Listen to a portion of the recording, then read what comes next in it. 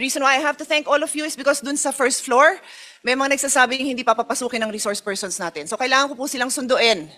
Nung sinundo ko naman, ang ating staff doon, napakaayos naman, humihingi naman ng mga pangalan, mag-register daw sila as guests. Sabi ko, there are guests. So walang problema, pinapasok po sila. Maraming salamat sa inyo. Our media friends are always welcome to cover. Pasensya na parang nagkaroon ng konting gulo, but definitely we do not in any way intend for any of you not to be able to cover our events here in the Senate anytime. On that note, nagulat lang ako kasi maayos naman. Sabi ko dun sa ating resource person, halika na, sinusundo ko kayo, let's go in. Nagulat na lang ako na nakita ko dun si Secretary John Vic Remulla, tinaharang ako. I never thought the day would come that somebody would prevent me from entering the Senate. This is my office.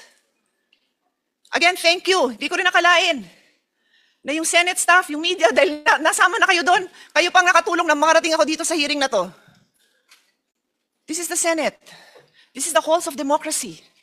We will hold our hearing and we will continue. So hindi na ho ako magpapaligoy-ligoy. Good morning again po sa inyong lahat.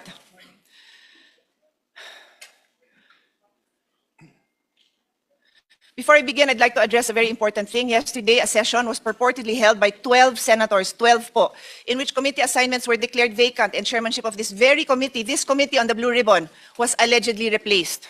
I stand before you today to state clearly and unequivocally that session was invalid. Wala po silang 13. Kahit grade 1, marunong magbilang. Kailangan ng 13. So wala ho silang authority gawin yung mga ginawa.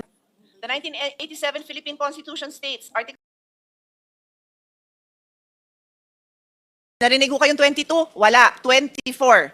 Article 6, Section 16.2, a majority of each house shall constitute a quorum to do business. Rule 2, Section 2 of the Senate rule states, the officers of the Senate shall be elected by the majority vote of all its members. Majority vote is 13. When 12 senators convene and purportedly held session, how can that be valid? Nung tumayo po si Senator Gatchalian at sinabi niyang, ang dami hong posisyon, di ko na humaalala lahat. Acting, presiding officer, Senate, President, Pro Temp, Acting Senate President. Paano ho nangyari yon? Buhay pa po si Senator Legarda. Kailangan po 13. Sabi nga the officers of the Senate shall be elected by the majority vote of all its members. Buhay pa po si Senator Legarda, hindi pa ho siya pinapalitan. Kaya hindi ho pwedeng magkaroon ng another Senate President Pro Temp.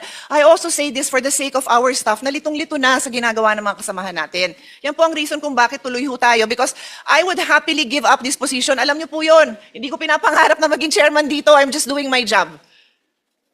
So I just needed to lay that on the basis para hindi na issue yon kung bakit ako nag-hearing, kung bakit tayo may hearing today.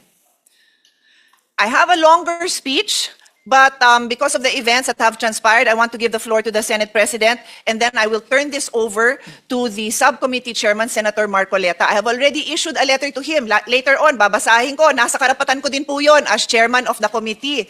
Kine-question din yon nung sinabi ni Senate President na magkakaroon ng subcommittee. Napakaliwanag din sa rules namin. The chairman can create any subcommittee anytime. It can be verbal, it can be written, it can be text. Lahat na ng versions na yon ginawa ko.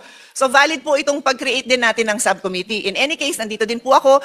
Pero may hearing din po akong isa tungkol sa taxation. Baka mamaya kailangan ko din sunduin sa baba yung mga mag-hearing ng mga kasama kong resource person for taxation. Anyway, I will give the floor to the Senate President. Thank you.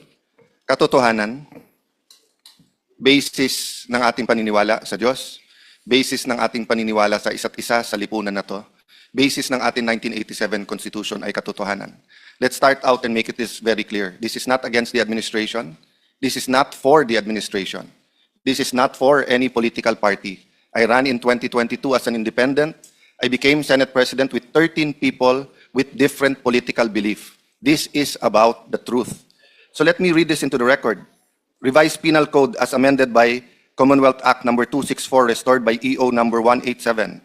Acts tending to prevent the meeting of the Assembly and similar bodies. The penalty of prison correctional or a fine ranging from 200 to 2,000 pesos or both shall be imposed upon any person who by force or fraud prevents the meeting of the National Assembly, Congress of the Philippines, or any of its committees or subcommittees, constitutional commissions or committees or divisions, or any political board, or city or municipal council or board.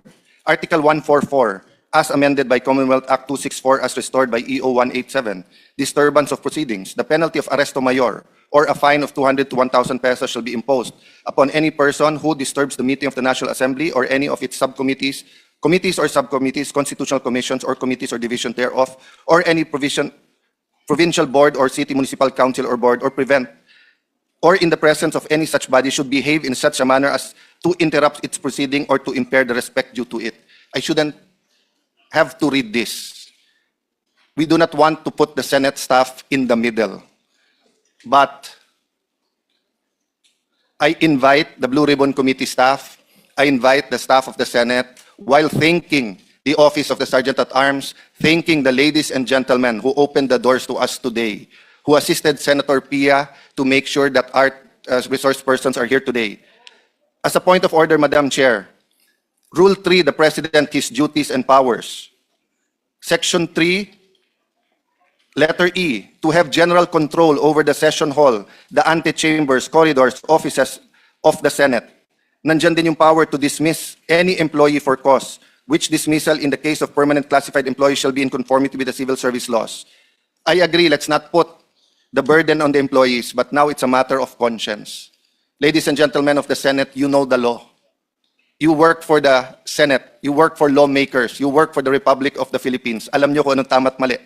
Doon sa hindi nakakasiguro, let me read you the rule. Section 1, the Senate shall elect in the manner provided, hereafter provided, a president pro tempore, a secretary, a sergeant at arms. These officers shall take their oath of office before entering the discharge of their office, their duties. Section 2, the officers of the Senate shall be elected by a majority vote of all its members. All its members, 13 po ang kailangan. Should there be more than one candidate, etc. So, the legitimate Senate President pro tempore is Loren Legarda. Our Senate Secretary is Jose Luis Montales. Sabi po sa Section 4C, pwedeng magkaroon ng acting if, in the event of resignation, hindi po ako nag-resign. In the event of removal, tinanong ko sa mga kapatid natin sa media kahapon, did they remove us yesterday? You need a vote of 13 to remove us. Am I dead? Death. I don't think I'm dead.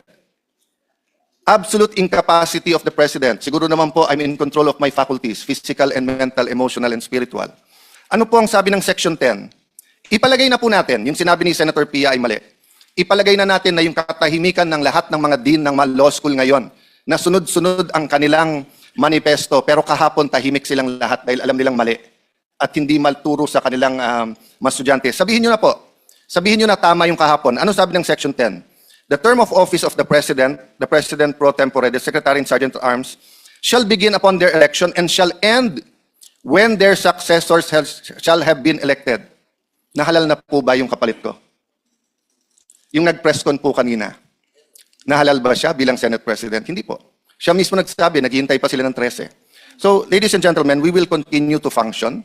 Hindi po kami makapag-away, hindi po kami kapit-tuko, walang violence sa aming mga buto. Pero ipaglalaban namin ang Pilipino, ang konstitusyon at ang katotohanan. So may I invite all senators to join us in this hearing and succeeding hearings. The credibility of the gentlemen in front of us will be tested. So dun sa nagsasabing hindi totoo ang kanilang sinasabi, pumunta na po kayo dito ngayon. Hihintayin namin kayo para pagkatapos nila magsalita, ma-testing natin, masubukan natin, ma-cross-examine natin.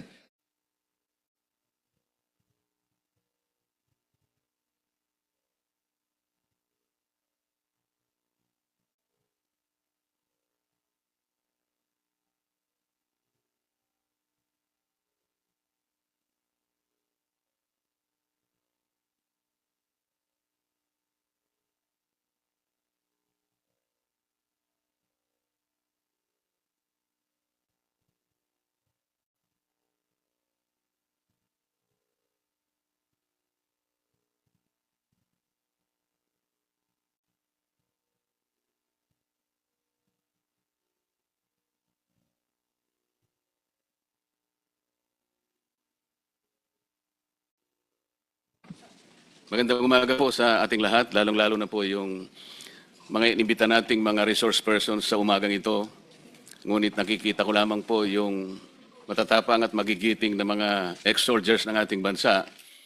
Yung iba pang mga katauhan na amin pong inimbita ay hindi ko po nakikita ngayon. Ang kaso po, wala yan tayong mga staff namin sa Blue Ribbon Committee. Tatanungin ko sana kung naipadala lahat. Natatandaan ko po kasi sa kauna-una ang listahan po namin ay pinaimbita namin ang former Speaker ng House of Representatives, Martin Romualdez, at yung dalawang katiwala niya sa kanyang bahay, yung mga executive assistants o personal assistants ni dating Congressman Saldico,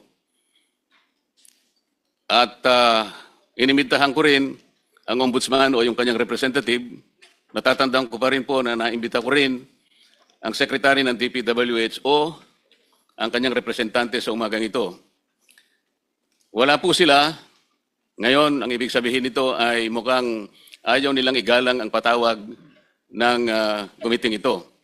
Meron din po sana akong babasahing isang opening statement, ngunit nakita ko masyadong mahaba po ito. Ang sasabihin ko na lang, hindi ko po ulitin ang sinabi ng ating chairperson ng committee sapagkat totoo lahat ng kanyang sinabi. At lalong-lalo na hindi ko na po ulitin ang sinabi ng ating kagalang-galang na pinuno ng Senado, Senate President Alan Cayetano.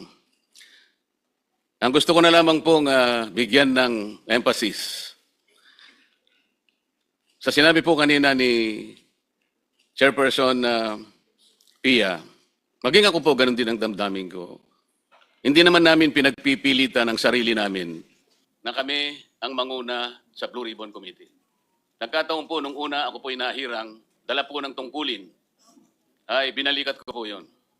At sa aking pagkakaalam, ginanap ko po yung tungkulin ay, Mr. President, for your information, Attorney Rondain, lawyer for Saldico, is in the vicinity, but I received I noticed that he is prevented from making his way into this hall. Sana po ay merong makatulong sa kanya para makarating dito.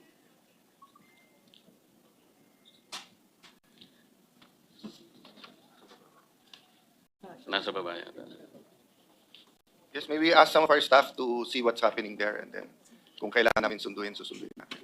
Again, may I remind even our own employees, pag in-interrupt nyo or dinisturb or pipigilan nyo yung ating hearing, yan po ay criminal offense. At ang hindi pagpapasok sa aming resource person ay kasama po yan sa paparusahan. Mr. President,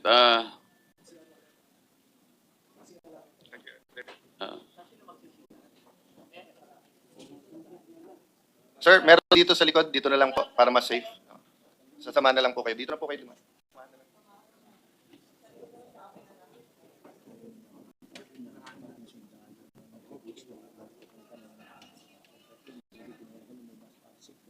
Attorney Baligod, yun po yung una naming tatanungin dahil magkakaroon po ng pagbabago lang dahil nawala nga po yung ating yung mga principal pong mga kasama ninyong respondents para sa umagang ito. Kayo po ba ang tumatayong abogado ng 18 ex-soldiers na nakaharap sa atin ngayon sa komite ito? Opo, Ginoong Senator Marcoleta. At maaari rin po ninyong tanungin ang bawat isa sa kanila kung kinukumpirma nila ang aking admission that I am standing as their lawyer. So, pwede pong... Yun nga po yung gusto kong sabihin. Sa lahat pong mga ex-soldiers na nandito ngayon, kinukumpirma ba ninyo na si Attorney Baligod ang tumatayong abogado para sa inyo?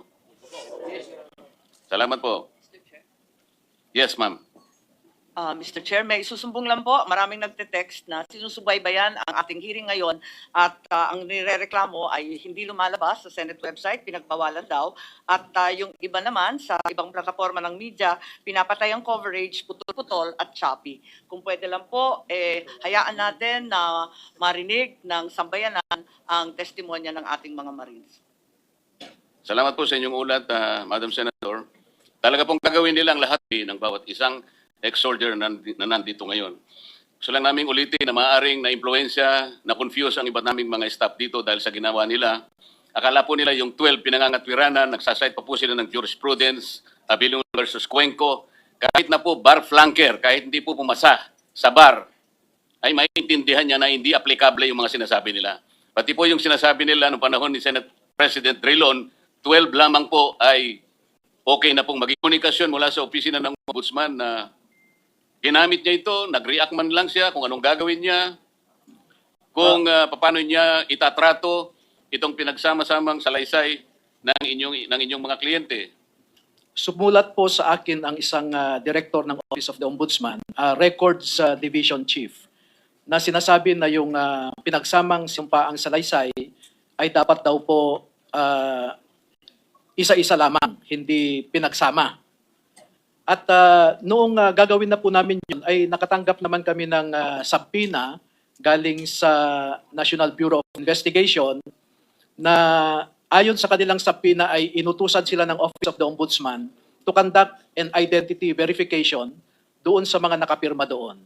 So nangyari po yon, pero nagkaroon kami ng konting pagtatanong sa NBI dahil ang delegated authority nila ay to conduct identity verification lamang, ngunit pinaghiwa-hiwalay po nila itong 18 at nag-conduct po sila ng isang custodial investigation. At pinaalalahanan ko po ang mga investigador ng NBI na kung custodial investigation yan ay entitled ang bawat isa ng abogado. At nag-iisa